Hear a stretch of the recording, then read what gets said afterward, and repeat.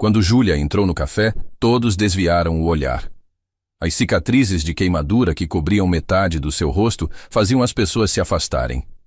Uma mãe puxou o filho. O barista hesitou.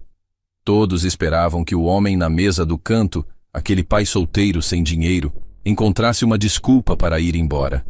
Mas quando Júlia se virou para fugir, Mateus fez o impensável. Ele atravessou o café, sob todos aqueles olhares de julgamento, e segurou a mão dela. Antes de continuarmos, me conta aqui nos comentários. De onde você está ouvindo? Adoro saber até onde nossas histórias chegam. E se você acredita que as cicatrizes não definem quem somos, deixe seu like agora e se inscreva no canal para mais histórias que restauram a fé na humanidade. E fique até o final, porque o que aconteceu entre eles vai muito além desse primeiro gesto. Mas para entender como Mateus e Júlia chegaram àquele momento, precisamos voltar algumas semanas. Precisamos conhecer quem eles eram antes daquela manhã de sábado mudar tudo. Mateus Moreira tinha 34 anos e carregava o cansaço nos ombros como quem carrega uma mochila pesada demais há tempo demais. Ele acordava todos os dias às 5 da manhã, antes do sol pintar o céu de belo horizonte de laranja. A primeira coisa que fazia era preparar o café, bem forte, do jeito que aprendeu com a mãe. A segunda era arrumar a lancheira da filha. Sanduíche de queijo e presunto. Uma fruta. Um suco de caixinha. Às vezes, quando sobrava algum dinheiro no fim do mês, um pacotinho de bolacha recheada que fazia os olhos de Isabela brilharem. Mateus trabalhava como técnico de manutenção no Hospital São Lucas, um hospital público no bairro Lagoinha.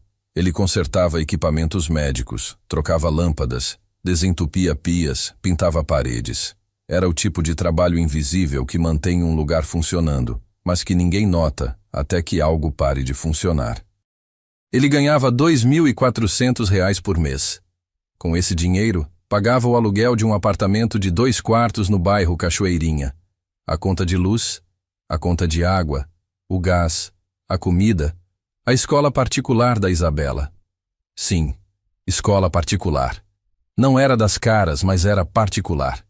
Porque Mateus tinha uma certeza absoluta na vida. Sua filha merecia mais do que ele tinha tido. A ex-esposa de Mateus tinha ido embora quando Isabela tinha apenas 3 meses. Ela tinha 22 anos na época, ele 28. Eles tinham se conhecido em um show de pagode na Praça da Estação. Ela era bonita, alegre, cheia de sonhos grandes. Ele estava apaixonado. Quando ela engravidou, Mateus ficou feliz. Assustado, mas feliz. Propôs casamento no mesmo dia em que soube. Ela aceitou. Casaram no civil 3 semanas depois, só com as testemunhas obrigatórias. Mas a realidade da gravidez, do bebê, da vida em um apartamento minúsculo com um homem que trabalhava 12 horas por dia e ainda assim mal tinha dinheiro para o básico, essa realidade foi diferente do que ela havia imaginado. Ela tinha sonhado com viagens, roupas bonitas, restaurantes, uma vida como as que via no Instagram. Mateus oferecia amor, estabilidade dentro do possível, presença. Não era suficiente. Ela foi embora em uma terça-feira de manhã, deixando uma carta de 3 linhas na mesa da cozinha. Eu não consigo viver assim. Desculpa, cuida bem dela. Mateus criou Isabela sozinho desde então. Com a ajuda da mãe dele, Dona Célia, que tinha uma pensão simples no bairro Floresta e cuidava da neta quando Mateus estava trabalhando. Mas no fundo mesmo, Mateus carregava uma crença que doía mais do que qualquer cansaço físico. Ele não era suficiente.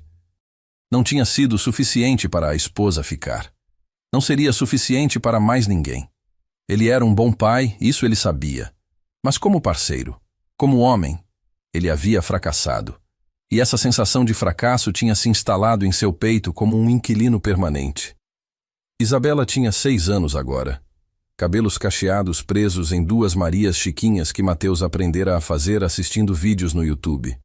Olhos castanhos grandes e expressivos. Ela era uma criança quieta, observadora, do tipo que percebe coisas que adultos tentam esconder. Ela sabia quando o pai pulava o café da manhã para que ela pudesse repetir o pão. Sabia quando ele ficava acordado até tarde fazendo contas no caderno velho. Sabia quando ele estava triste, mesmo quando sorria. Isabela tinha um medo secreto que a assombrava. Ela tinha medo de que, se o pai gostasse de alguém, se encontrasse alguém, ele fosse embora. Como a mãe tinha ido embora. Porque na cabeça dela, as pessoas que a gente ama vão embora quando encontram algo melhor. E Isabela não queria que nada fosse melhor do que ela e o pai. Então ela torcia, com toda a força do seu coração de 6 anos, para que o pai nunca conhecesse ninguém. A vida de Júlia Santos tinha sido completamente diferente antes do incêndio. Antes das chamas que mudaram tudo, ela tinha 20 anos e o mundo inteiro parecia aberto diante dela. Ela era bailarina profissional da Companhia de Dança Contemporânea de São Paulo. Tinha começado a dançar aos 4 anos. Aos 15, já ganhava competições estaduais. Aos 18, entrou para a companhia. Ela era boa. Não, ela era excepcional. Dançava com uma graça que fazia as pessoas segurarem a respiração. Seus movimentos contavam histórias que palavras não conseguiam contar. Júlia tinha crescido em São Paulo, em um apartamento confortável no Itaim Bibi. A mãe tinha morrido de câncer quando Júlia tinha 16 anos. Foi devastador. Mas o padrasto, Ricardo Monteiro, tinha permanecido. Ricardo tinha se casado com a mãe de Júlia quando ela tinha 14 anos. Ele era dono de uma rede de academias de alto padrão, a Monteiro Fitness, com unidades em São Paulo, Rio e Brasília. Ele tinha dinheiro, muito dinheiro.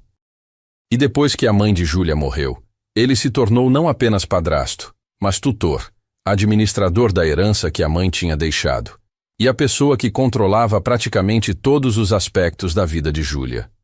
Ricardo via a carreira de bailarina de Júlia como um investimento.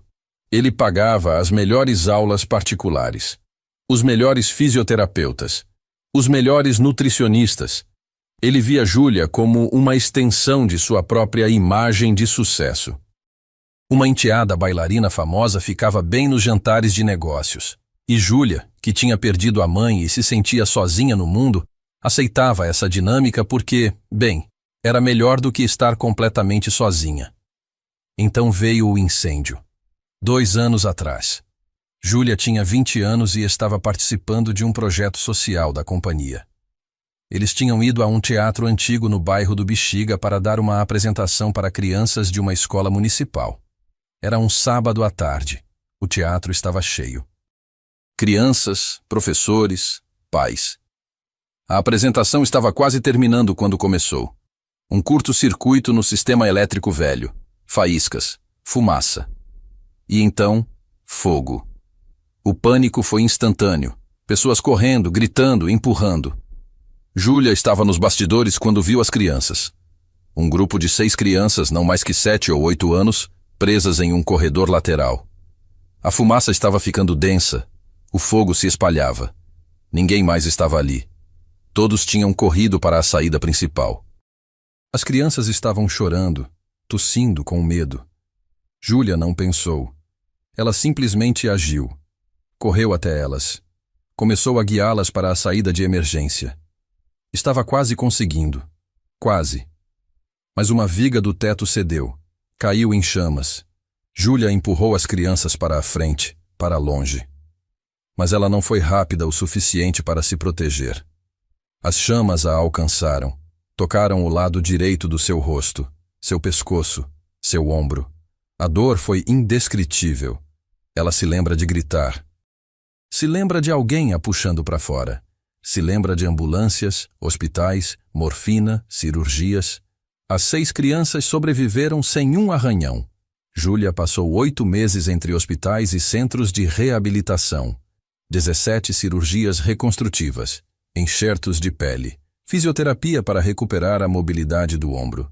E a cada dia, olhando no espelho, vendo as cicatrizes que se estendiam da têmpora direita até o pescoço, texturizadas, avermelhadas, permanentes, ela via uma estranha. A bailarina havia desaparecido. Em seu lugar, havia alguém que ela não reconhecia. Pior do que a dor física foi o que veio depois. O noivo, um rapaz de família rica que namorava com ela há 2 anos, Terminou o relacionamento por mensagem de texto. Disse que precisava de tempo para processar. Nunca mais apareceu. Amigos pararam de visitar. No início, mandavam mensagens. Como você está? Precisando de algo? Mas as mensagens foram ficando cada vez mais espaçadas, até pararem completamente. As pessoas não sabiam o que dizer. Então pararam de tentar. Ricardo, tentando protegê-la, a isolou ainda mais. Disse à imprensa que Júlia estava se recuperando no exterior. Manteve-a dentro do apartamento. Controlava quem podia visitá-la, que médicos podia consultar, onde podia ir. Ele dizia que estava protegendo-a da crueldade do mundo, mas o que ele estava realmente fazendo era mantê-la prisioneira. E pior, estava convencendo-a de que ela era algo que precisava ser escondido, algo vergonhoso. Algo quebrado demais para ser consertado. Júlia desenvolveu ataques de pânico. Parou de sair de casa, exceto para consultas médicas. Parou de olhar no espelho. Parou de dançar, porque como ela poderia dançar assim? Quem iria querer ver um corpo marcado se movendo em um palco? Sua voz ficou pequena, hesitante. Ela começou a andar encurvada, tentando ocupar o mínimo de espaço possível. Como se fosse possível desaparecer se ela se tornasse pequena o suficiente. Foi a avó materna, Dona Neuza, que finalmente interveio. Dona Neuza morava em Belo Horizonte, no bairro Sagrada Família. Ela tinha uma doceria pequena, tradicional, que vendia pão de queijo, broa de fubá, bolo de fubá e outros quitutes mineiros. Era uma senhora de 72 anos, baixinha, redonda, com mãos sempre cheirando a manteiga e açúcar. Quando soube que a neta estava praticamente em cárcere privado em São Paulo, pegou um ônibus e apareceu na porta do apartamento. A discussão entre Dona Neuza e Ricardo foi épica. Ele dizia que estava protegendo Júlia. Dona Neuza disse que ele estava matando o espírito da menina. Que Júlia precisava viver, não se esconder. Que cicatrizes eram marcas de sobrevivência, não de vergonha.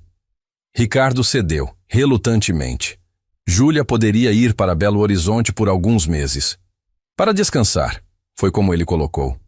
Mas ambos sabiam que era mais do que isso. Júlia chegou em Belo Horizonte 6 meses atrás. Ela morou com a avó no apartamento simples acima da doceria.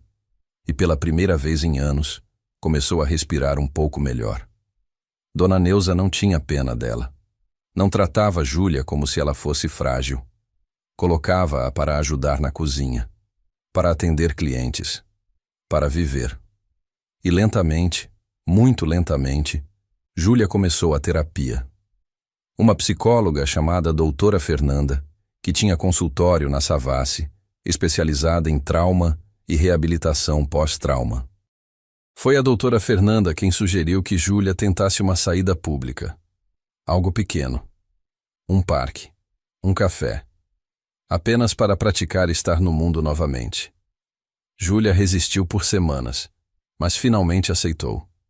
E foi assim que, em uma tarde ensolarada de domingo, 3 domingos atrás, ela se viu sentada em um banco no Parque Municipal Américo René Dianetti, no coração de Belo Horizonte.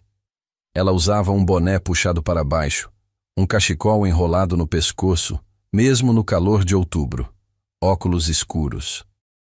Tentando desaparecer, mesmo estando ali. Seu coração batia rápido, suas mãos tremiam. Ela observava as pessoas, famílias fazendo piquenique, casais caminhando, crianças correndo. E ela se sentia alienígena, como se não pertencesse mais ao mundo normal das pessoas normais. Foi quando ouviu o choro. Uma criança, uma menininha de cabelos cacheados e Maria Chiquinhas, não mais que 6 anos, estava parada perto do lago, chorando desesperadamente. Júlia olhou ao redor. Nenhum adulto parecia estar procurando pela criança. A menina estava perdida. Júlia hesitou. Cada fibra do seu ser gritava para ela não se envolver, para não chamar atenção, para não dar às pessoas uma razão para olharem para ela. Mas a criança estava chorando. E Júlia, no fundo, ainda era quem sempre tinha sido. Alguém que não conseguia ver sofrimento e não fazer nada. Ela se levantou, caminhou até a menina, Ajoelhou-se na frente dela. Oi, amor. Você está perdida? Sua voz saiu mais firme do que esperava. A menina olhou para ela com olhos cheios de lágrimas e assentiu. Eu não acho meu pai. Ela soluçou. Júlia estendeu a mão. Vamos procurar ele juntas, está bem? Qual é seu nome? Isabela, a menina disse, pegando a mão de Júlia. E então, enquanto caminhavam, o cachecol de Júlia escorregou um pouco. As cicatrizes ficaram visíveis. Júlia congelou, esperando o grito, a rejeição, o medo que sempre via nos olhos das pessoas. Mas Isabela apenas parou de andar. Olhou para o rosto de Júlia com curiosidade pura, sem julgamento. E então, com a inocência devastadora de uma criança de 6 anos, ela perguntou: Você se machucou? Júlia engoliu em seco. Sim, teve um incêndio, há algum tempo. Isabela assentiu seriamente. Então ela fez algo que Júlia nunca esqueceria. Ela levantou a mãozinha e tocou gentilmente as cicatrizes no rosto de Júlia. Você deve ter sido muito corajosa, Isabela disse suavemente. Meu pai diz que cicatrizes são sinais de que a gente foi forte quando doeu. Júlia sentiu as lágrimas subirem. Ninguém em 2 anos tinha olhado para suas cicatrizes com algo além de pena ou horror. Mas essa criança estava olhando para ela com respeito, com admiração, como se Júlia fosse uma heroína. E, de certa forma, pela primeira vez desde o incêndio, Júlia se permitiu pensar que talvez, só talvez, ela tivesse sido. Isabela! A voz veio de longe, desesperada, rouca. Júlia virou e viu um homem correndo em direção a elas. Alto, ombros largos, rosto marcado pelo cansaço, mas ainda jovem. Ele usava uma camiseta simples, jeans desgastado, tênis velho. Quando ele chegou perto, estava sem fôlego. Isabela, meu Deus, eu estava procurando você. Não saia do meu lado assim. Ele caiu de joelhos, abraçando a filha, verificando se ela estava bem. Então ele olhou para cima, para Júlia. Ela ainda estava ajoelhada, o cachecol caído, as cicatrizes completamente visíveis à luz do sol. Júlia se preparou para o olhar de desconforto, para o rápido desvio de olhos, para o obrigado apressado antes dele pegar a filha e sair correndo. Mas Mateus não desviou os olhos. Ele olhou diretamente para Júlia, e o que ela viu naquele olhar não foi pena, não foi horror, foi gratidão, pura e simples. Obrigado, ele disse, e sua voz estava carregada de emoção genuína. Obrigado por cuidar dela. Obrigado por estar aqui. E então ele sorriu. Um sorriso cansado, mas genuíno. Eu sou Mateus, Mateus Moreira, e essa é minha filha Isabela. Parece que ela já se apresentou. Júlia, ainda em choque por estar tendo uma conversa normal com um estranho, conseguiu dizer: Júlia Santos. Mateus ajudou as duas a se levantarem. Você mora aqui perto? Ele perguntou. Estou aqui visitando minha avó. Júlia respondeu, surpresa com o fato de que estava conseguindo manter a conversa. Ela tem uma doceria. Sagrada Família. A doceria da Dona Neuza? Mateus perguntou surpreso. Eu compro pão de queijo lá às vezes. Melhor pão de queijo de Belo Horizonte. Júlia sorriu. Um sorriso pequeno, mas real. Vou dizer isso para ela. Ela vai adorar. Houve um momento de silêncio. Não desconfortável. Apenas silêncio. Isabela estava segurando a mão de Júlia com uma das mãos e a do pai com a outra, balançando entre os dois como se fosse uma ponte. Posso perguntar uma coisa? Mateus disse hesitante. Júlia tensionou. Aqui vinha. A pergunta sobre as cicatrizes, sobre o que tinha acontecido, sobre por que ela estava assim. Mas Mateus perguntou.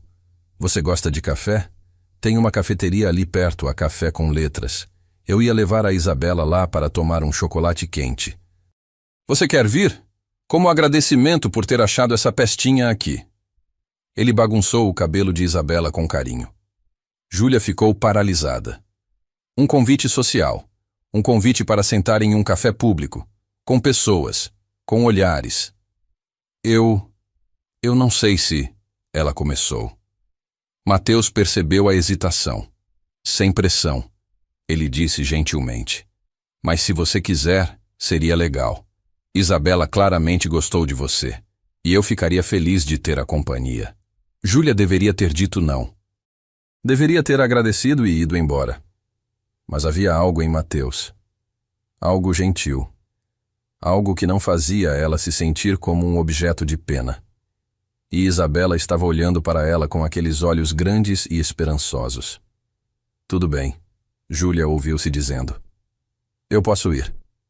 E foi assim que Júlia se viu, 30 minutos depois, sentada em uma mesa de canto no Café com Letras, com uma xícara de cappuccino na frente, assistindo Isabela desenhar em um caderninho que Mateus tinha tirado da mochila.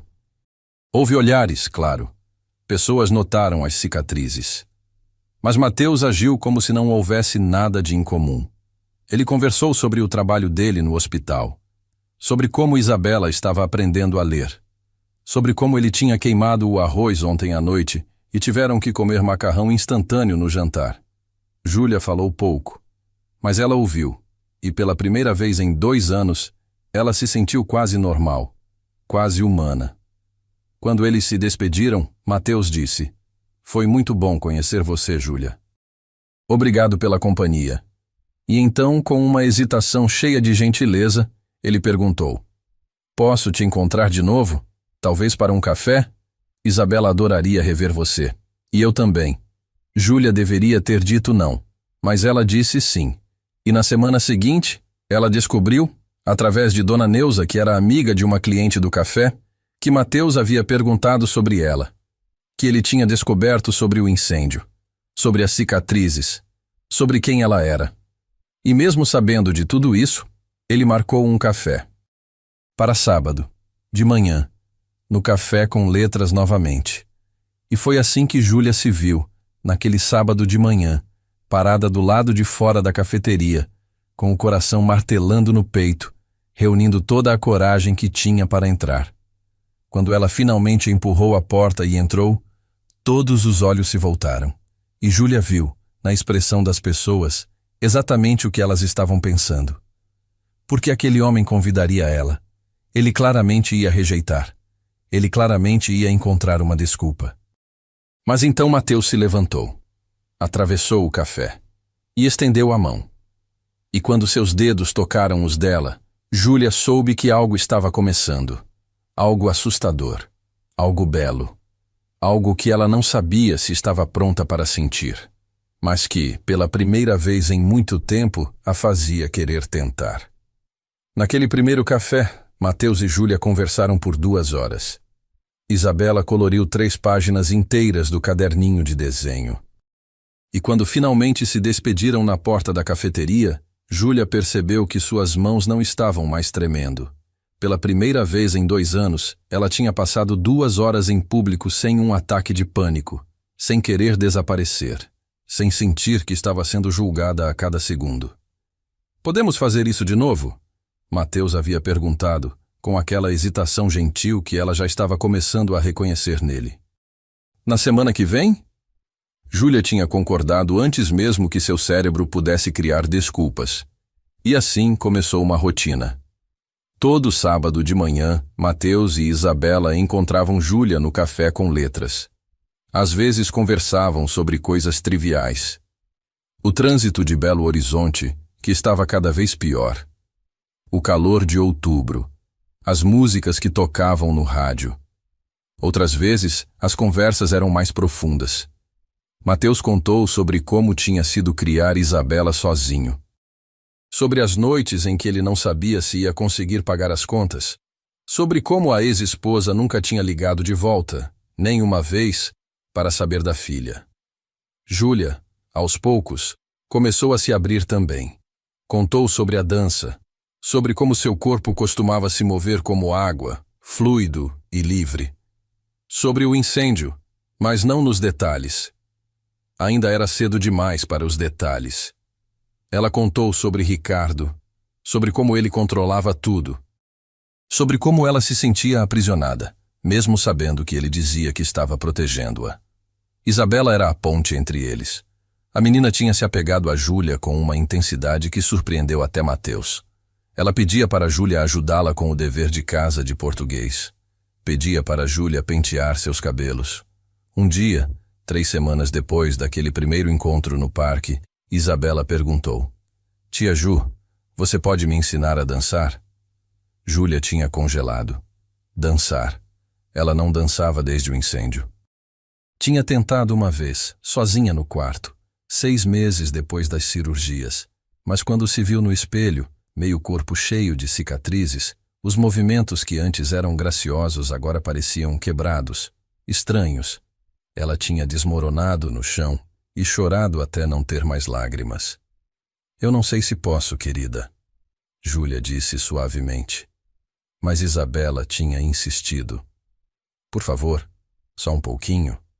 E havia algo nos olhos daquela criança, algo tão esperançoso e puro, que Júlia não conseguiu recusar.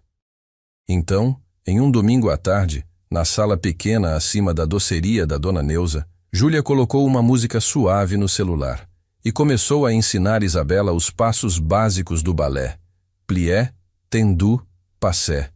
Movimentos simples que o corpo de Júlia ainda lembrava, mesmo que a mente tentasse esquecer. Isabela era toda descoordenada e alegria, tropeçando nos próprios pés, rindo alto. E Júlia, movendo-se junto com ela, sentiu algo que não sentia há anos: leveza. Mateus tinha vindo buscá-la no fim da tarde. Quando entrou na sala e viu as duas dançando, ou pelo menos tentando, ele parou na porta. Júlia notou seu olhar. Havia algo naquele olhar. Não pena. Não curiosidade mórbida. Era admiração?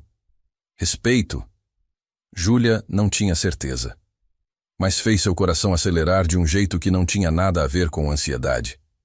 Depois daquele dia, os encontros se tornaram mais frequentes. Não eram mais apenas os sábados de manhã.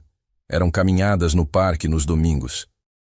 Era Mateus ligando para perguntar se Júlia queria almoçar na casa da Dona Célia, a mãe dele. Era Isabela aparecendo na doceria depois da escola, só para mostrar um desenho que tinha feito.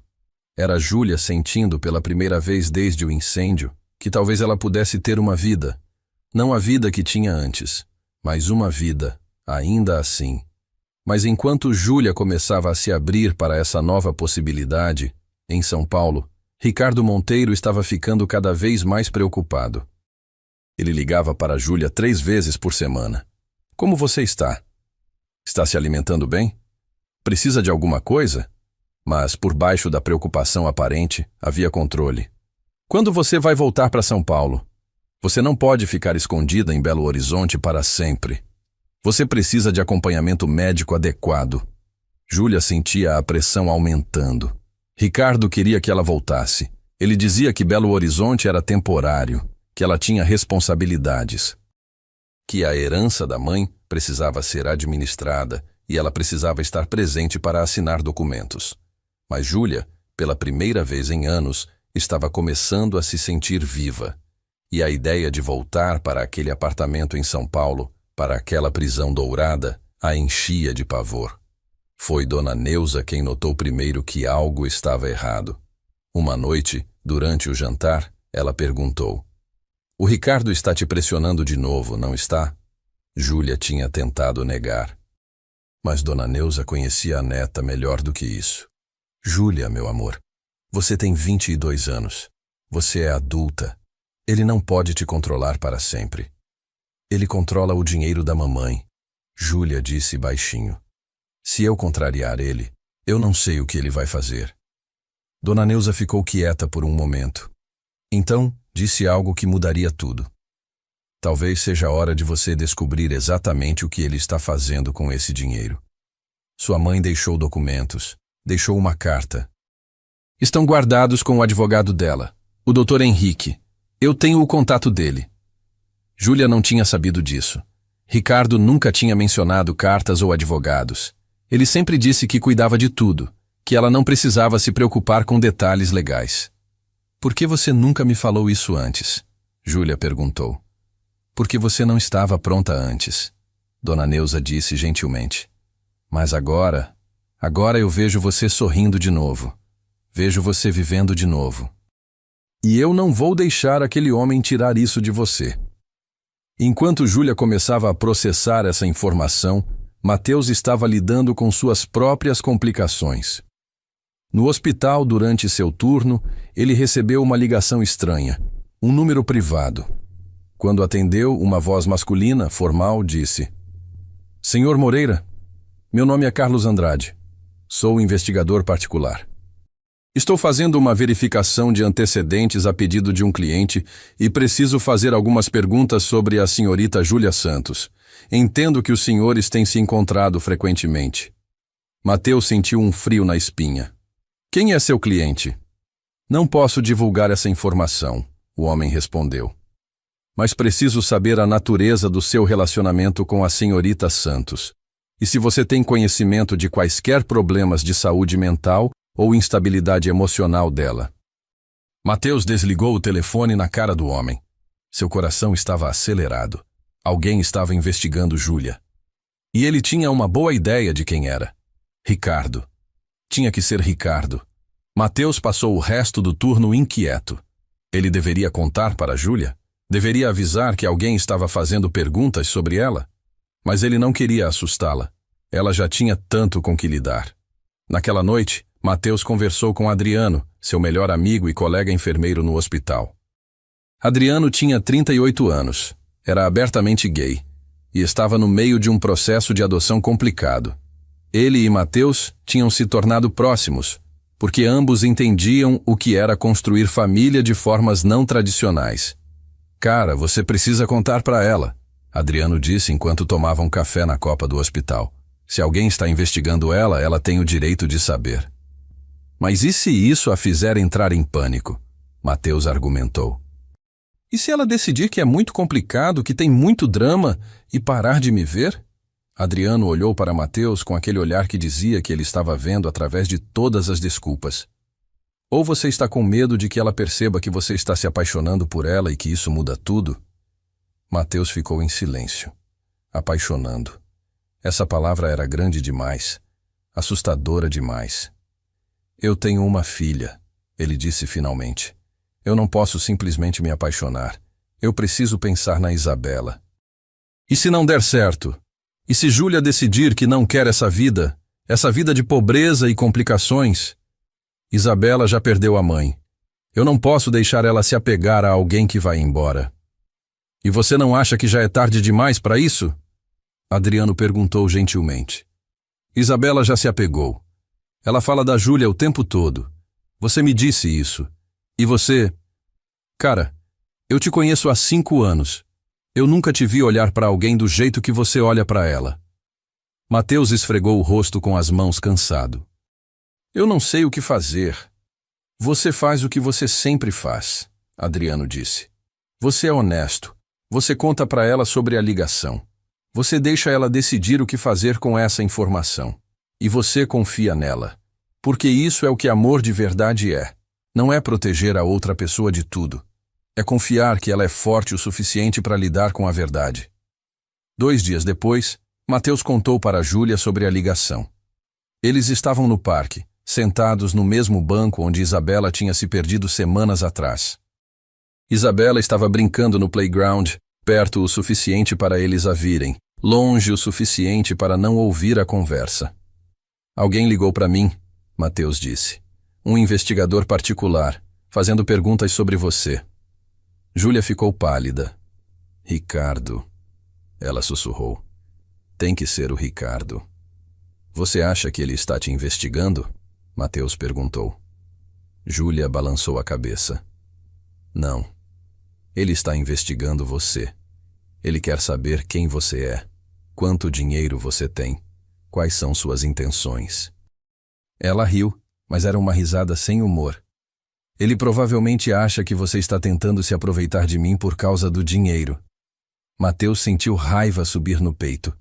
Eu nem sabia que você tinha dinheiro até você me contar. E, sinceramente, eu não me importo. Eu sei, Júlia disse suavemente, colocando a mão sobre a dele. Eu sei que você não se importa. Mas o Ricardo... Ele não consegue entender que alguém possa me ver como algo além de um investimento ou um fardo. Você não é nenhum dos dois, Mateus disse, virando-se para olhá-la diretamente. Você é... Júlia, você é incrível. Você é corajosa e gentil e forte, e qualquer um que não consiga ver isso é cego. Júlia sentiu lágrimas subirem. Ninguém tinha falado com ela assim em muito tempo. Mateus. Mas antes que ela pudesse terminar, o celular dela tocou. Ricardo. Ela olhou para a tela, e Mateus viu a mudança imediata em sua postura. Ela ficou tensa, menor. Eu preciso atender, ela disse. Se eu não atender, ele vai continuar ligando. Mateus assentiu e se afastou um pouco para dar-lhe privacidade. Oi, Ricardo. Júlia atendeu. Júlia, precisamos conversar. A voz de Ricardo veio alta pelo telefone, alto o suficiente para Mateus ouvir mesmo à distância. Sobre esse homem que você está vendo. Como você sabe sobre Mateus? Júlia perguntou, mas já sabia a resposta. Eu tenho pessoas que me informam. E pelo que me disseram, ele é um técnico de manutenção que mal consegue pagar as próprias contas. Ele tem uma filha de um casamento fracassado. Júlia, você não pode seriamente estar considerando se envolver com alguém assim. Alguém assim? Júlia repetiu, e havia raiva em sua voz agora. Raiva que Mateus nunca tinha ouvido antes.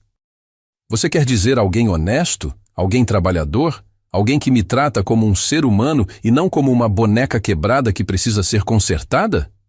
Eu estou tentando te proteger, Ricardo explodiu. O mundo lá fora é cruel, Júlia.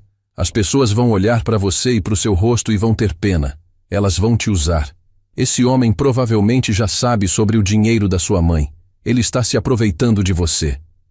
Ele não sabe nada sobre o dinheiro, Júlia gritou de volta, surpreendendo a si mesma. Ele não pergunta. Ele não se importa.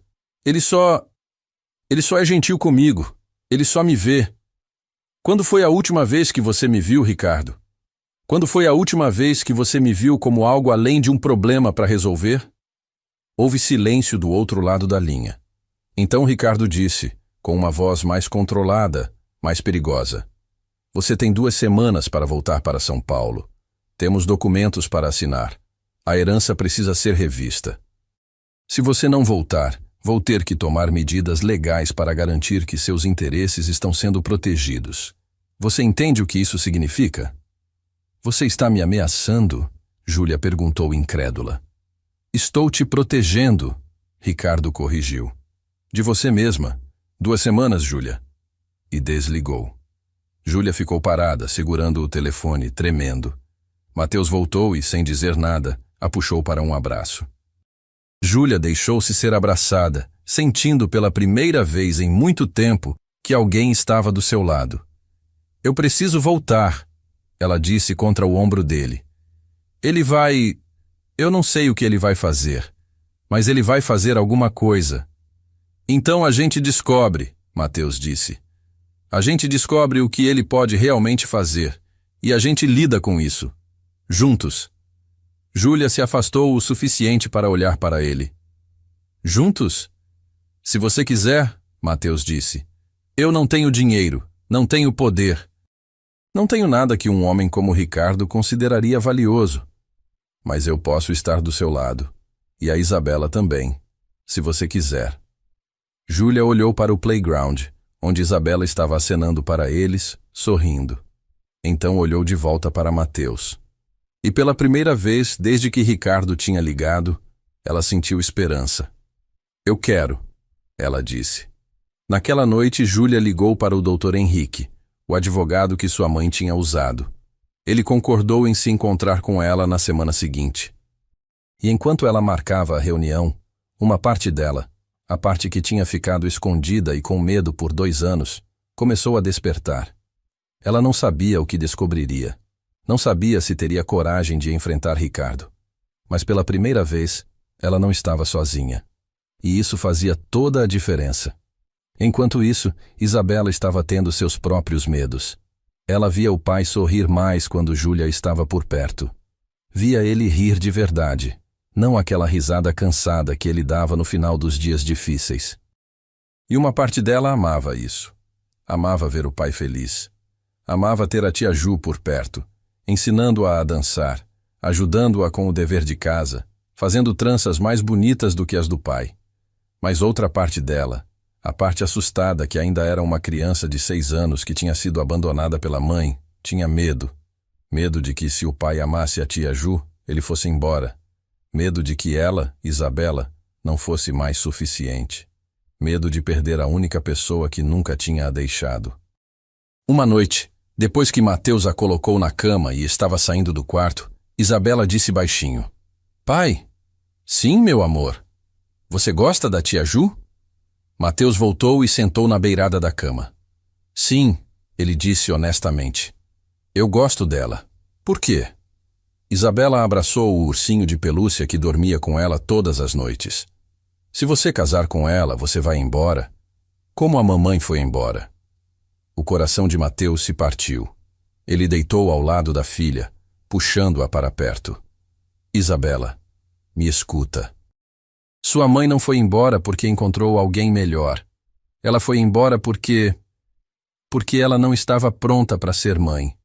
Não tinha nada a ver com você. E eu nunca vou te deixar. Não importa o que aconteça. Não importa quem entre na nossa vida. Você é minha filha. Você é minha pessoa favorita no mundo inteiro. E nada vai mudar isso." "Promete?" Isabela perguntou com a voz pequena. "Prometo", Mateus disse beijando a testa dela. "E sabe o que mais? Se a tia Ju ficar na nossa vida, não é para me tirar de você. É para ela se juntar a nós, para nossa família ficar maior. Não para você me perder, mas para você ganhar mais alguém que te ama. Entende?" Isabela pensou sobre isso. Então assentiu. "Ela me ama?" "Ela adora você", Mateus disse com um sorriso. "Você não vê como ela sorri quando te vê? Como ela sempre pergunta sobre você." Isabela sorriu também, um sorriso sonolento. "Eu adoro ela também. Ela é legal." "Ela é muito legal", Mateus concordou. Enquanto Isabela adormecia, Mateus ficou deitado ao lado dela, pensando. Adriano estava certo. Ele estava se apaixonando. Ou talvez já estivesse apaixonado. E isso o assustava mais do que qualquer coisa, porque tinha muito a perder. Não apenas seu coração, mas o coração de Isabela também. E a possibilidade de machucar sua filha era mais aterrorizante do que qualquer possibilidade de se machucar. Mas quando pensava em Júlia, em como ela olhava para Isabela com tanta ternura, em como ela tinha começado a sorrir de novo, em como ela era corajosa mesmo quando estava com medo, Mateus sabia que valeria a pena o risco, porque algumas coisas na vida, algumas pessoas, valem o risco de ter o coração partido. E Júlia era uma delas. A semana seguinte seria decisiva. Júlia tinha reunião com o advogado. Ricardo estava aumentando a pressão. E Mateus e Júlia teriam que decidir o que realmente eram um para o outro. Amigos? Algo mais? E se fosse mais, como eles lidariam com as complicações que certamente viriam? Mas por enquanto, naquela noite, Mateus apenas ficou deitado ao lado da filha, ouvindo sua respiração tranquila. E permitiu-se ter esperança. Esperança de que talvez, só talvez, eles pudessem construir algo bonito. Algo duradouro. Algo que não fosse definido por dinheiro, ou cicatrizes, ou passados complicados, mas por escolha. A escolha de se verem, de permanecerem, de amarem. A reunião com o Dr. Henrique estava marcada para uma quinta-feira às 10 da manhã. Júlia mal tinha dormido na noite anterior. Dona Neuza insistiu em ir junto, e Mateus pediu uma folga do hospital para acompanhá-las. "Você não precisa ir", Júlia tinha dito. "Isso é coisa minha, coisa de família." Mas Mateus tinha respondido: "Você me pediu para estar do seu lado, então é onde eu vou estar." O escritório do Dr. Henrique ficava em um prédio elegante na Savassi. Ele era um homem de 60 e poucos anos, cabelos grisalhos, óculos de leitura pendurados no pescoço. Quando cumprimentou Júlia, seus olhos se encheram de lágrimas. "Você é a cara da sua mãe", ele disse. Ela era minha amiga há mais de 30 anos. Sinto muito por sua perda. Eles se sentaram em sua sala revestida de madeira, cheia de livros jurídicos. O Dr. Henrique abriu uma gaveta e tirou uma pasta grossa. Sua mãe veio me ver 2 meses antes de falecer, ele começou. Ela sabia que o tempo estava se esgotando. E ela estava preocupada. Preocupada com você, preocupada com o Ricardo, preocupada com o que aconteceria depois que ela partisse. Júlia se inclinou para a frente. O que ela disse? O advogado abriu a pasta. Ela deixou uma carta para você, mas antes de você lê-la, preciso te informar sobre a herança. Sua mãe deixou aproximadamente 3 milhões de reais em investimentos, imóveis e economias. Ela nomeou o Ricardo como administrador temporário até você completar 25 anos, momento em que o controle total passaria para você. 3 milhões? Júlia sussurrou. Ela sabia que a mãe tinha dinheiro, mas não tinha ideia de quanto. Ricardo nunca me disse o valor exato. Ele só dizia que estava cuidando de tudo. O Dr. Henrique trocou um olhar com Dona Neuza. Júlia, de acordo com os relatórios que Ricardo deveria ter me enviado anualmente, os investimentos deveriam estar valendo cerca de 3 milhões e 400 mil agora, com os rendimentos. Mas ele parou de me enviar relatórios há 18 meses. O coração de Júlia acelerou. O que isso significa? Significa que eu não tenho como verificar se o dinheiro ainda está todo lá, o advogado disse cuidadosamente. Como administrador, Ricardo tem acesso aos fundos para suas necessidades de educação, saúde e manutenção básica. Mas ele deveria estar me mantendo informado, e não está. Mateus, que tinha ficado quieto até agora, perguntou. Ele pode ter usado o dinheiro dela? O Dr. Henrique ajustou os óculos. Sem os relatórios eu não posso afirmar. Mas posso pedir uma auditoria. Posso também pedir a um juiz que remova Ricardo como administrador se houver evidência de má gestão. Ele olhou para Júlia. Mas preciso da sua autorização para agir. Júlia estava processando tudo isso quando o advogado entregou-lhe um envelope. Esta é a carta da sua mãe. Ela me pediu para entregar pessoalmente quando você estivesse pronta. E eu acho que você está. Com mãos tremendo, Júlia abriu o envelope. A letra da mãe estava ali, familiar e dolorosa. Ela começou a ler, e as lágrimas vieram imediatamente. Minha querida Júlia, se você está lendo isso é porque eu já parti. E sinto muito por não estar aí para te guiar. Mas preciso te dizer algumas coisas que não tive coragem de dizer em vida. Ricardo é um bom homem em muitos aspectos. Ele me amou. Ele te amou à sua maneira. Mas ele é controlador. Ele vê as pessoas como projetos, como coisas que precisam ser gerenciadas e otimizadas. Eu permiti isso durante anos porque era mais fácil do que lutar. Mas eu não quero que você viva assim. Você tem um espírito livre, meu amor.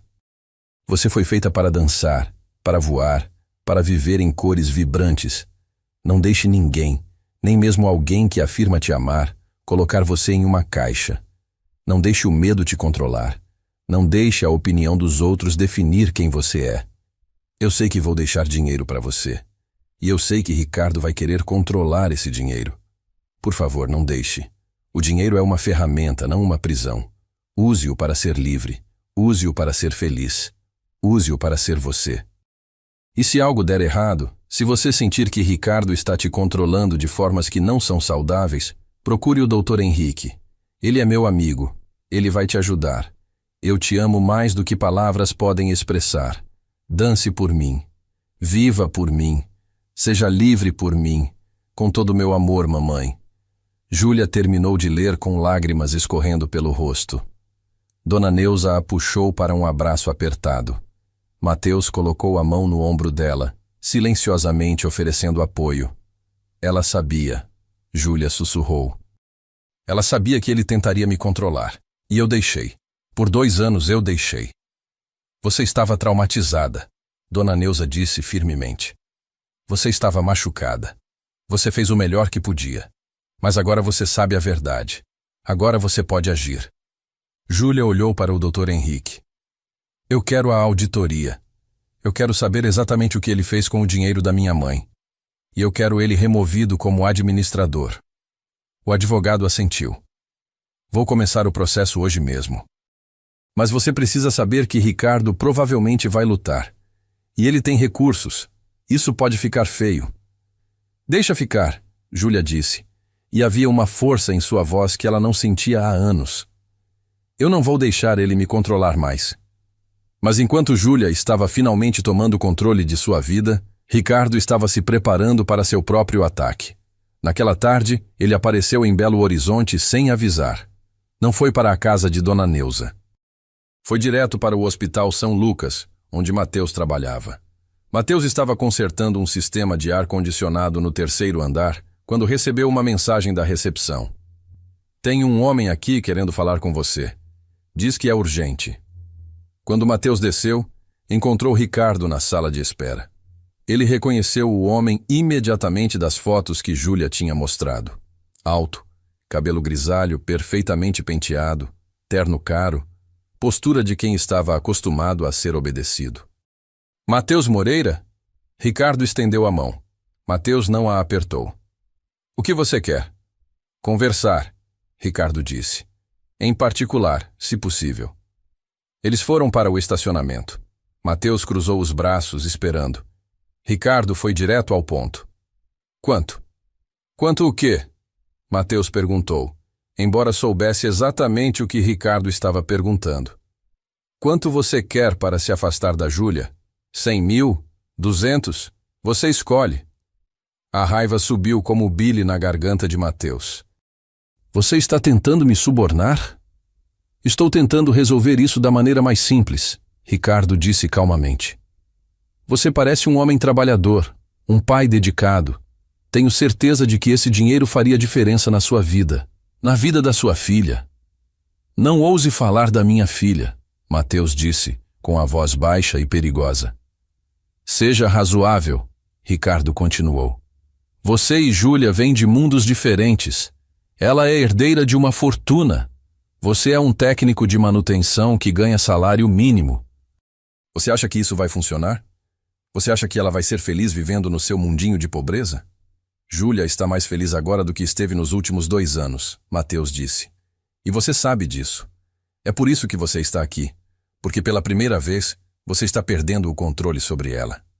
Os olhos de Ricardo endureceram. Você não sabe nada sobre o que Júlia precisa. Ela é frágil. Ela tem traumas. Ela precisa de proteção, de cuidados especializados. Ela precisa viver, Mateus retrucou. Ela precisa ser tratada como um ser humano, não como uma boneca quebrada. E é isso que você nunca entendeu. Você acha que proteger alguém é trancar eles em uma gaiola dourada. Mas isso não é proteção. É prisão.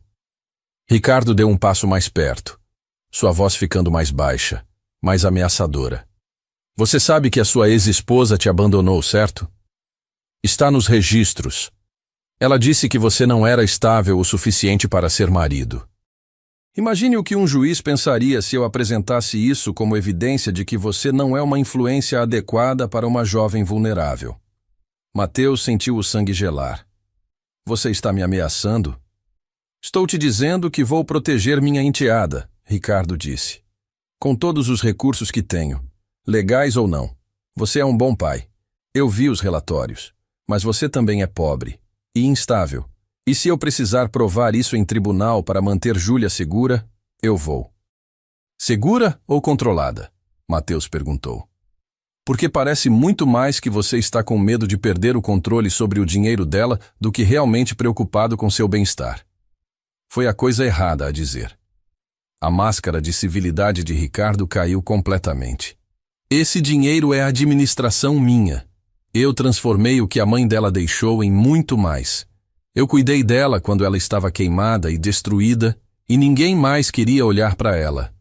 Eu paguei pelas cirurgias, pela terapia, por tudo. E algum mecânico de hospital acha que pode simplesmente aparecer e levar ela? Técnico de manutenção, Mateus corrigiu calmamente. E eu não estou levando ela de ninguém. Ela é uma pessoa, não propriedade. Ela faz suas próprias escolhas. E se ela escolher ficar comigo, não há dinheiro no mundo que me faça me afastar dela. Ricardo estudou Mateus por um longo momento. Então sorriu. mas era um sorriso frio. Você acha que é nobre, mas você é só um tolo.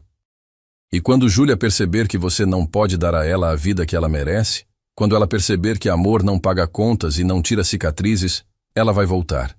E eu vou estar lá.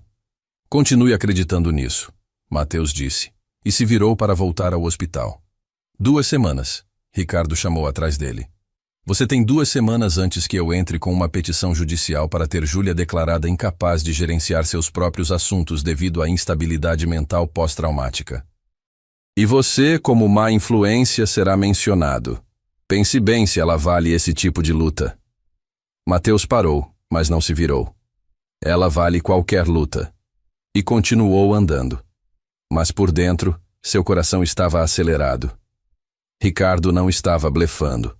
Ele tinha dinheiro, poder, advogados. Mateus tinha... O quê? Um salário de R$ 2.400? Um apartamento alugado? Amor? Amor seria suficiente contra tudo isso? Naquela noite, Mateus contou tudo para Júlia. Eles estavam no apartamento dela acima da doceria. Dona Neuza tinha levado Isabela para dormir na pensão para dar-lhes privacidade.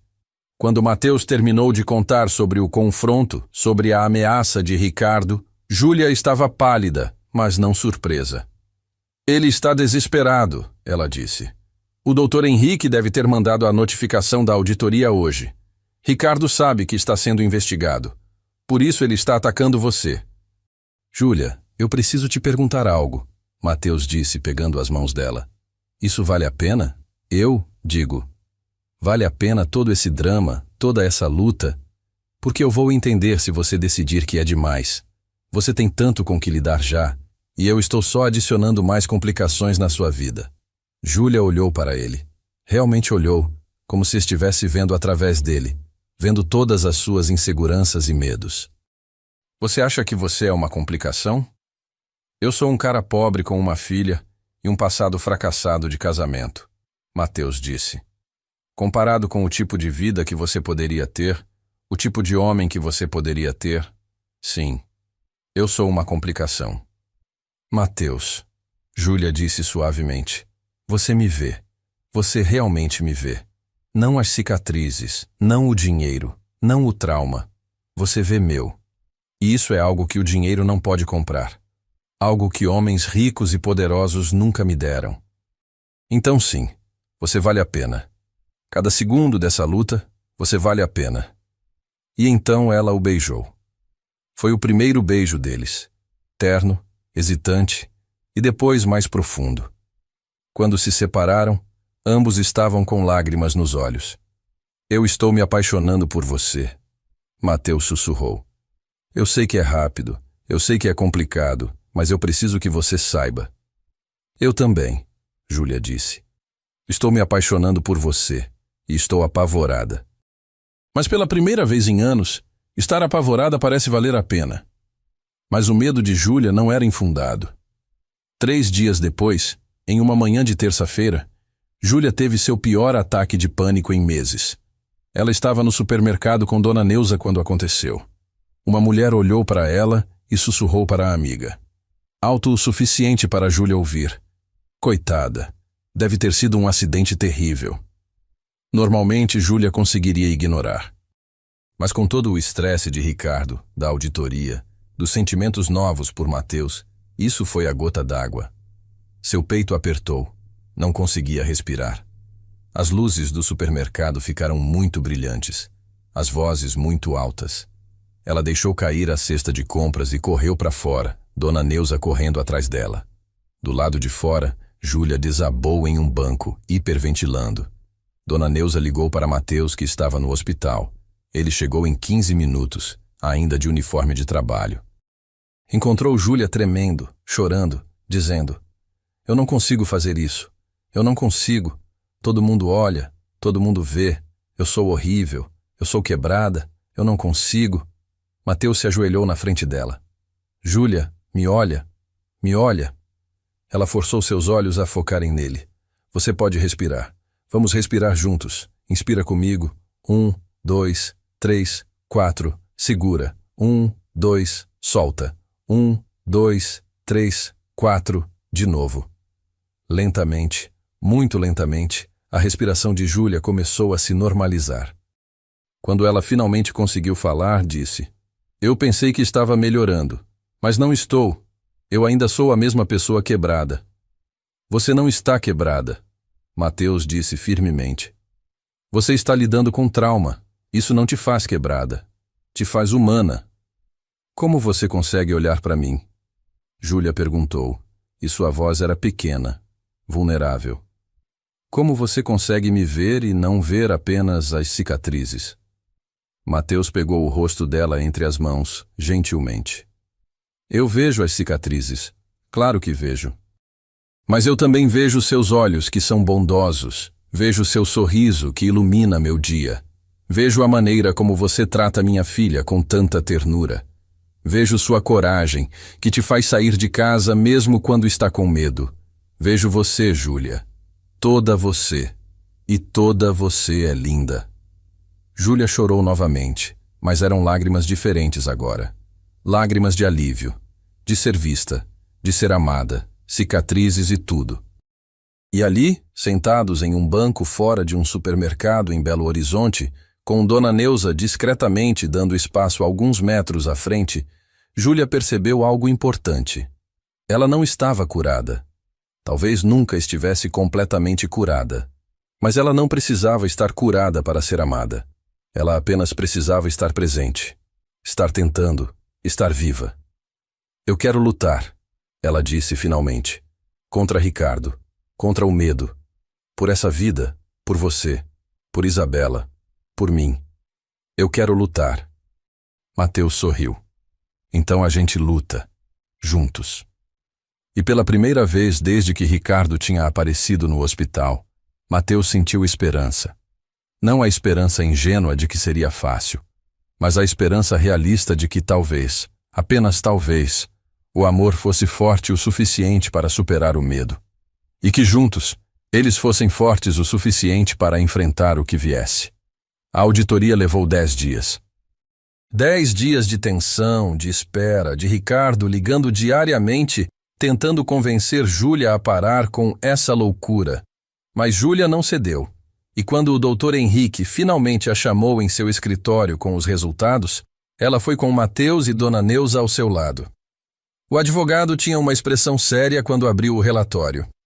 Júlia, dos 3 milhões que sua mãe deixou, restam 1.700.000 reais. O silêncio na sala foi ensurdecedor. 1.300.000 desapareceram? Júlia sussurrou. Para onde foram? O Dr. Henrique virou algumas páginas. Ricardo fez uma série de investimentos em nome da administração da sua herança. Investiu pesadamente na expansão das academias dele. Comprou 2 imóveis comerciais que estão registrados em nome da empresa dele, não no seu. Houve também retiradas significativas categorizadas como despesas médicas e de manutenção para você que, bem, não correspondem aos valores reais gastos. Ele roubou de mim, Júlia disse. E não era uma pergunta. Era uma afirmação, pesada com a realidade da traição. Tecnicamente, ele tinha autorização para investir os fundos, o advogado disse cuidadosamente. Mas deveria ter sido em seu nome e para seu benefício. O que ele fez foi usar seu dinheiro para benefício próprio. Isso é desvio de administração fiduciária. É crime. Dona Neuza segurou a mão da neta. O que podemos fazer? Podemos processar criminalmente, o Dr. Henrique disse. Podemos também entrar com ação civil para recuperar os fundos. Mas preciso ser honesto. Ricardo tem advogados caros. Ele vai lutar. Ele provavelmente vai alegar que os investimentos eram legítimos, que foi má gestão e não intenção criminosa. Pode levar anos. Ou, ele continuou, posso contatá-lo com esses resultados e oferecer um acordo. Ele devolve o dinheiro, renuncia como administrador, e você não apresenta queixa criminal. É mais rápido, menos público, menos doloroso para todos os envolvidos. Júlia olhou para Mateus. O que você acha? Eu acho que a decisão é sua, Mateus disse. Mas eu acho que você merece justiça.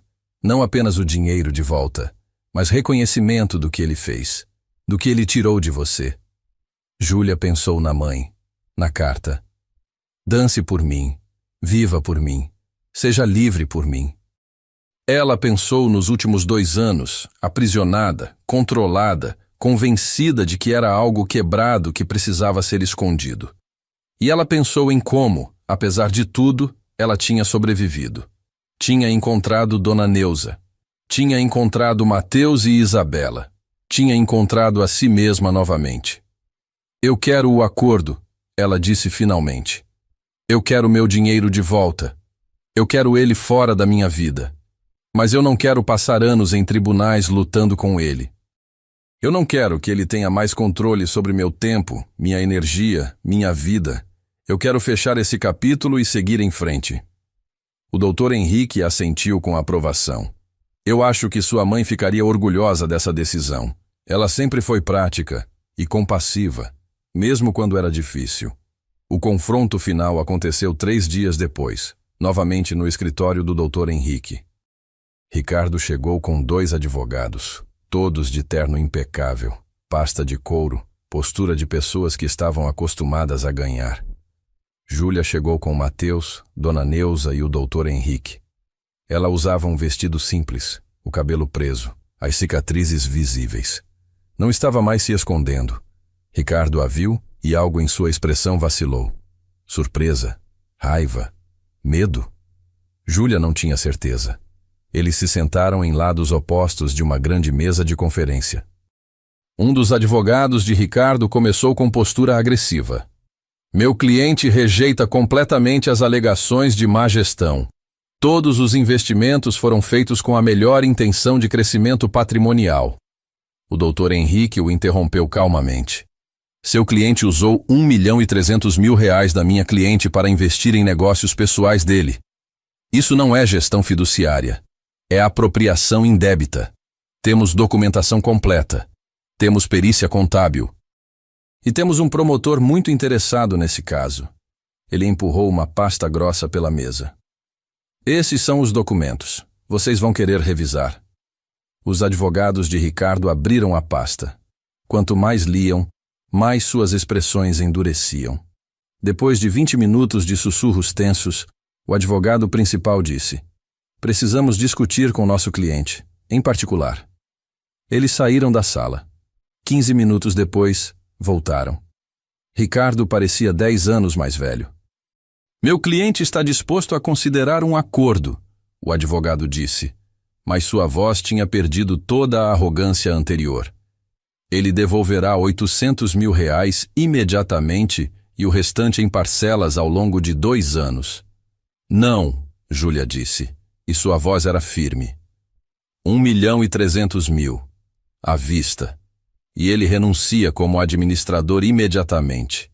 E ele não entra em contato comigo novamente, exceto através de advogados se absolutamente necessário. Isso é impossível, Ricardo disse, falando pela primeira vez. Eu não tenho esse dinheiro líquido. Então venda os imóveis que comprou com meu dinheiro, Júlia disse. Pegue empréstimo. Eu não me importo.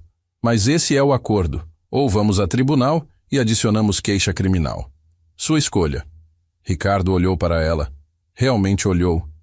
E Júlia viu algo que nunca tinha visto antes em seus olhos. Derrota.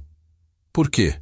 Ele perguntou, e sua voz estava carregada de algo que poderia ser dor. Eu cuidei de você. Eu te protegi. Eu paguei por tudo quando você estava machucada e sozinha. Você me aprisionou, Júlia disse calmamente. Você me fez acreditar que eu era algo quebrado, algo que precisava ser escondido. Você usou meu trauma para me controlar. E você roubou de mim, não apenas dinheiro, tempo, liberdade, minha vida. Eu estava tentando te proteger do mundo, Ricardo insistiu. Do julgamento, da crueldade. Não, Júlia o interrompeu. Você estava tentando me proteger de viver. Porque enquanto eu estivesse assustada, enquanto eu precisasse de você, você tinha controle. Mas eu não preciso mais. Eu tenho pessoas que me amam sem me controlar. Pessoas que me veem como forte, não como quebrada. E eu não vou deixar você me prender mais. Houve um longo silêncio. Então Ricardo disse baixinho: Sua mãe teria me odiado por isso. Sim, Júlia concordou. Ela teria. E de alguma forma, esse reconhecimento, essa admissão, parecia quebrar algo em Ricardo. Ele assentiu para seus advogados. Façam o acordo, nos termos dela. Levou 2 semanas para finalizar tudo legalmente. Ricardo vendeu um dos imóveis e pegou empréstimo contra o outro. O dinheiro foi transferido para uma conta em nome de Júlia, com ela como única administradora. O Dr. Henrique ajudou-a a configurar investimentos mais seguros, diversificados. E assim, aos 22 anos, Júlia tinha não apenas sua herança de volta, mas controle sobre sua própria vida. Mas o mais importante aconteceu 2 semanas depois do acordo, em uma manhã ensolarada de sábado. Júlia tinha usado parte do dinheiro recuperado para alugar um pequeno estúdio de dança no bairro Santa Efigênia. Não era grande, não era luxuoso, mas tinha espelhos, barras e espaço suficiente. Ela tinha decidido começar a dar aulas de dança para crianças carentes. Não balé clássico profissional, apenas dança, movimento, alegria, liberdade. O primeiro recital foi pequeno. 12 crianças de 6 a 10 anos, que ela tinha ensinado por 2 meses. Elas iam apresentar uma pequena coreografia para pais e familiares. Júlia tinha planejado apenas assistir, guiar das sombras, mas Isabela, que era uma das alunas, tinha outros planos. Tia Ju, Isabela tinha dito 1 semana antes do recital. Você pode dançar com a gente? Só um pouquinho? Você é a melhor dançarina que eu conheço. Júlia tinha hesitado. Dançar em público, com as cicatrizes visíveis, com pessoas assistindo, era aterrorizante. Mas quando olhou para os olhos esperançosos de Isabela, ela pensou na carta da mãe. Dance por mim. E ela disse sim. Então ali estava ela, no dia do recital, em uma sala cheia de pais e avós e irmãos, usando um vestido de dança simples que deixava as cicatrizes do pescoço e ombro completamente visíveis. Mateus estava na primeira fila com Dona Neuza e Dona Célia. Quando ele a viu, seus olhos se encheram de orgulho e amor. A música começou. As crianças entraram, desajeitadas e adoráveis, fazendo seus passos ensaiados. E então Júlia entrou. No começo seu corpo estava tenso, seus movimentos cuidadosos. Mas então ela viu Isabela sorrindo para ela. Viu Mateus com lágrimas nos olhos, e algo dentro dela se soltou. Ela começou a se mover de verdade, não com a perfeição técnica que tinha antes do incêndio. Seu ombro direito ainda tinha limitações. Seus movimentos eram diferentes, adaptados, mas eles eram bonitos. Eles eram verdadeiros. Eles eram dela. E pela primeira vez desde o incêndio, Júlia estava dançando não para ser perfeita, não para impressionar, mas simplesmente porque seu corpo queria se mover. Porque a dança era parte dela, porque ela estava viva. Quando a apresentação terminou, houve um momento de silêncio. Júlia congelou, esperando o julgamento. Mas então a sala explodiu em aplausos. As crianças a abraçaram. Os pais vieram cumprimentá-la, agradecê-la por ensinar seus filhos. E Mateus atravessou a sala, parou na frente dela e estendeu a mão. Exatamente como tinha feito naquele café, meses atrás. Júlia pegou sua mão e ele a puxou para um abraço. Eu estou tão orgulhoso de você, ele sussurrou no ouvido dela. Tão orgulhoso. Eu estava com medo, ela admitiu. Eu sei, ele disse, mas você dançou mesmo assim. Você foi corajosa mesmo com medo. E isso é a definição real de coragem. Nos meses que se seguiram, as coisas se estabilizaram. Júlia continuou com as aulas de dança. O estúdio cresceu. Logo ela tinha 30 alunos, depois 50. Ela contratou outra professora para ajudar. Ela ainda tinha dias difíceis. Ainda tinha momentos em que o olhar de um estranho a fazia querer se esconder. Mas ela tinha aprendido que cura não era linear, que ela podia ter um dia ruim e ainda estar progredindo, que ser vulnerável não era fraqueza. Mateus e Júlia continuaram se vendo. Eles não correram, não se mudaram juntos imediatamente. Não fizeram grandes declarações públicas, Eles construíram algo devagar, com cuidado, com intenção. Eles tinham jantares com Isabela, passeios no parque, noites assistindo filmes enquanto Isabela dormia no quarto ao lado. Eles discutiam sobre coisas bobas como sempre, como onde jantar ou qual filme assistir. E eles se apoiavam quando as coisas eram difíceis. Isabela, que tinha estado tão preocupada sobre perder o pai, percebeu que não tinha perdido nada. Ela tinha ganho. Ganhou a tia Ju, que ensinava ela a dançar e a fazer pão de queijo com Dona Neuza. Ganhou mais amor, não menos. E aos poucos, seu medo foi substituído por alegria. E Ricardo? Júlia soube, através do Dr. Henrique, que ele tinha vendido uma das academias para pagar o acordo, que seu império tinha diminuído. Uma parte dela sentiu pena, uma parte pequena. Mas ela não permitiu que essa pena se transformasse em culpa. Ela tinha feito o que precisava fazer, e Ricardo teria que lidar com as consequências de suas próprias escolhas. 8 meses depois daquele primeiro encontro no café, Mateus e Júlia estavam de volta ao Parque Municipal. Era domingo à tarde, e Isabela estava correndo atrás de pombas, rindo alto. Eles estavam sentados no mesmo banco onde tudo tinha começado. "Você já pensou sobre o futuro?" Mateus perguntou. "Sobre nós?" Júlia sorriu. "Todo dia." E eu acho que quero um futuro com você," ela disse simplesmente. "Não sei exatamente como vai ser. Não sei se vamos morar juntos ou casar ou apenas continuar como estamos. Mas eu sei que quero você nele, e a Isabela. E Dona Neuza, e Dona Célia, e toda a nossa família estranha e imperfeita." Mateus riu. "Família estranha e imperfeita. Eu gosto disso." "Eu também," Júlia disse. E então, mais seriamente, "Obrigada." "Por quê?" "Por segurar minha mão," ela disse, ecoando as palavras que tinha dito naquele primeiro dia. "Naquele café, quando todo mundo esperava que você não o fizesse, quando eu esperava que você não o fizesse, você segurou minha mão e me fez sentir que eu era digna de ser vista." Mateus pegou a mão dela agora, entrelaçando seus dedos. "Você sempre foi digna. Você só precisava de alguém que te lembrasse disso. E você precisava de alguém que te lembrasse que você é suficiente," Júlia disse. "Que ser bom e gentil e presente vale mais do que dinheiro ou status, ou qualquer outra coisa que o mundo diz que importa." "A gente se salvou um ao outro?" Mateus perguntou com um sorriso. "Não," Júlia disse pensativamente. "Eu acho que a gente se lembrou um ao outro de que já éramos inteiros, apenas perdidos. E agora estamos menos perdidos. Juntos."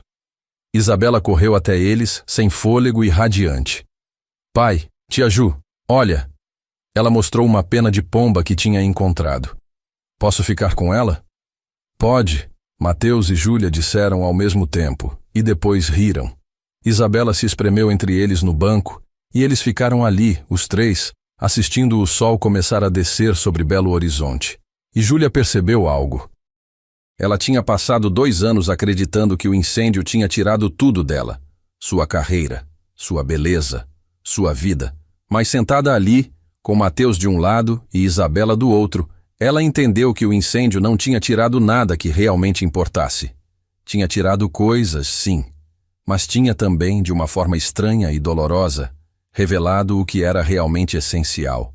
Não era sua aparência, não era sua carreira de bailarina profissional, não era o dinheiro ou o status. Era isso, esse momento. Essas pessoas, essa escolha de continuar vivendo, mesmo quando era assustador. Essa coragem de amar, mesmo sabendo que amor significava vulnerabilidade. Essa vontade de ser vista completamente, cicatrizes e tudo. 3 meses depois, no aniversário de 9 meses deles juntos, Mateus fez uma pergunta. Não um pedido de casamento. Eles concordaram que ainda era cedo para isso, mas algo diferente. "Júlia", ele disse enquanto jantavam na cozinha pequena do apartamento dele, Isabela já dormindo no quarto. "Eu sei que ainda estamos descobrindo como ser isso, seja o que for que somos. Mas você consideraria talvez daqui a alguns meses, quando você se sentir pronta, você consideraria morar conosco?" Não porque eu acho que você precisa. Não porque eu acho que devemos acelerar. Mas porque eu acordo de manhã e penso em você. E Isabela desenha você em todos os desenhos dela da minha família. E parece que você já é parte disso, sabe? De nós. Júlia sentiu lágrimas subirem, mas eram lágrimas boas. Eu preciso pensar, ela disse honestamente. Não porque eu não quero, mas porque eu preciso ter certeza de que estou fazendo isso pelas razões certas. Que não é porque estou com medo de ficar sozinha, mas porque genuinamente quero construir isso com vocês. Isso é justo, Mateus disse. Leva todo o tempo que precisar. 2 semanas depois, Júlia deu sua resposta. Sim, mas devagar. Talvez daqui a 6 meses, talvez 1 ano, quando se sentisse certa. E Mateus concordou, porque ele entendia que amor verdadeiro não é sobre pressa. É sobre construir algo sólido, tijolo por tijolo, dia por dia. E assim eles continuaram, construindo, vivendo, amando, com Isabela crescendo entre eles, feliz e segura. Com Dona Neuza fazendo pão de queijo e dando conselhos sábios. Com Dona Célia cuidando de todos como só avós sabem fazer. Com Adriano sendo tio honorário e padrinho não oficial. Não era perfeito. Eles discutiam às vezes. Júlia ainda tinha ataques de pânico ocasionais. Mateus ainda se preocupava com dinheiro. Isabela ainda tinha pesadelos às vezes sobre ser abandonada. Mas eles tinham um ao outro. E tinham escolhido, diariamente, continuar escolhendo um ao outro. 1 ano depois daquele primeiro café, Júlia voltou para São Paulo. Não para morar. Apenas para visitar o túmulo da mãe. Ela foi sozinha, porque precisava fazer isso sozinha. Ajoelhou-se diante da lápide e falou baixinho. Oi, mãe. Eu li sua carta. Muitas vezes. E eu estou tentando fazer o que você pediu. Estou dançando. Não do jeito que eu dançava antes. Mas estou dançando. Estou vivendo. Estou sendo livre. Conheci alguém. Ele é gentil e pobre. Ela riu. Você teria amado isso. Ele não se importa com dinheiro. Ele só se importa comigo. E tem uma filha. Isabela. Ela me chama de Tia Ju. E eu acho que ela é a razão pela qual tudo aconteceu do jeito que aconteceu. Porque ela me viu, quando ninguém mais conseguia realmente ver. E me lembrou de que eu ainda sou humana. Obrigada pela carta. Obrigada por me conhecer bem o suficiente para saber que eu precisaria ouvir essas coisas. Eu te amo, e eu estou tentando fazer você se orgulhar. Ela deixou flores e foi embora. E quando entrou no ônibus de volta para Belo Horizonte, sentiu paz. Porque no final, essa história não era sobre superar trauma completamente. Não era sobre cicatrizes desaparecendo. Não era sobre encontrar um príncipe encantado que resolvia todos os problemas. Era sobre algo muito mais simples e muito mais profundo. Era sobre escolher viver, mesmo quando viver dói. Era sobre se permitir ser visto, mesmo quando ser visto é assustador. Era sobre encontrar pessoas que te veem, não apesar de suas cicatrizes, mas como você é, cicatrizes incluídas. E era sobre entender que às vezes, a coisa mais revolucionária que você pode fazer é simplesmente segurar a mão de alguém quando o mundo inteiro espera que você solte. A história de Júlia e Mateus nos lembra que coragem não é a ausência de medo, mas a escolha de não deixar que ele controle nossa vida. Que amor verdadeiro não é sobre perfeição, mas sobre aceitar e ser aceito completamente. E que cicatrizes, sejam físicas ou emocionais, não definem nosso valor ou nossa capacidade de ser amado. E lembre-se, às vezes, o gesto mais revolucionário que você pode fazer é simplesmente segurar a mão de alguém quando o mundo inteiro espera que você solte. Às vezes, ser visto é tudo o que precisamos para começar a viver de novo. Se esta história tocou o seu coração, deixe seu like e conta para mim nos comentários qual parte da história mais te tocou. Qual parte te deixou mais emocionado? Foi quando Mateus segurou a mão de Júlia no café, quando Isabela tocou as cicatrizes dela com ternura, ou quando Júlia finalmente voltou a dançar. Se inscreve aqui no canal e espero que nos vejamos novamente nos próximos vídeos, pois aqui no canal Ecos do Coração, a melhor história é sempre a próxima. Um abraço.